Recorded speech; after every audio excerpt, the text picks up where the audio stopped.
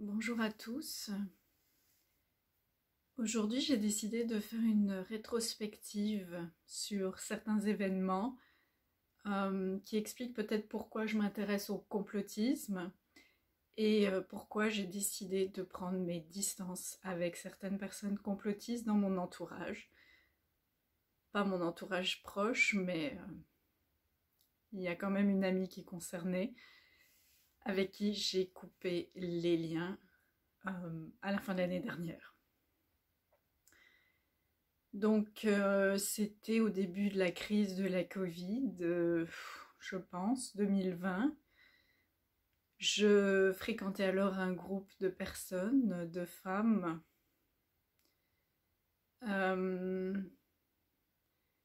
ce moment-là, l'une d'elles nous avait parlé de quelque chose d'assez troublant, comme quoi Donald Trump était le sauveur de l'humanité, nous annonçant qu'il y aurait un blackout, donc une coupure d'électricité générale, et que durant ce moment, il allait sauver en fait des enfants qui étaient emprisonnés dans un tunnel quelque part aux États-Unis, du côté de Washington ou de New York, je ne me souviens plus, et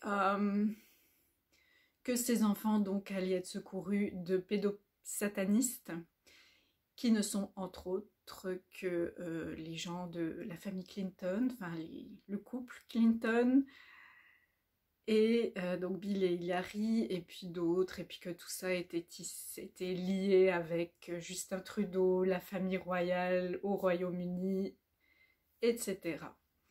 Alors, comme source d'information, il n'y avait rien de mieux selon elle que d'aller voir sur le site internet de Donald Trump. Je ne suis pas certaine qu'elle était au courant à l'époque, peut-être que Donald Trump avait déjà son propre réseau social, je n'en sais rien, peut-être que non. Mais dans tous les cas, elle nous a dit, va voir, allez voir le site de Donald Trump où vous allez voir la vérité. Comme je suis plutôt curieuse et que j'aime bien vérifier les dires des gens, je suis allée voir le site web de Donald Trump où il n'y avait rien du tout à trouver. Donc, que faut-il en conclure? Rien ne s'est passé depuis, pas de blackout, pas de révélation planétaire comme quoi on était gouverné par un groupe secret qui tire les ficelles, qui nous manipule à notre rencontre, et non plus le fait qu'il y ait des enfants qui sont captifs dans un tunnel avec des pédosatanistes. Il s'agit en fait de fantasmes de gens qui n'ont rien de mieux à faire, visiblement, que de s'informer de la sorte et de répandre ce genre de propos non fondés. Voilà ma conclusion.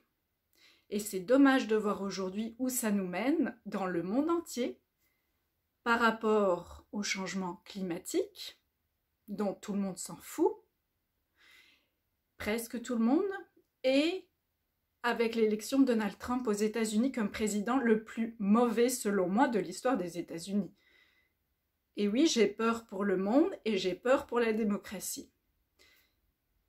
Donc, c'est ça mon message aujourd'hui.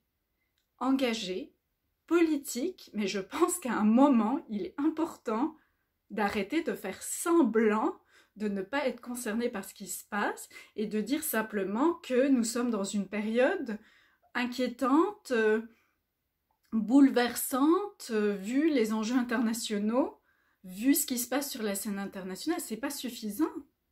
Il faut vraiment commencer à se poser des questions, à parler d'esprit critique et à mettre les pendules à l'heure, parce que on peut tous en pâtir. Et c'est pas seulement vous et moi aujourd'hui, c'est nos enfants, c'est nos petits-enfants, c'est les générations à venir. Je pense que c'est ça aujourd'hui que je veux exprimer par ce message et j'espère quand même qu'il y a des gens sensés qui vont faire de même. Merci pour votre écoute.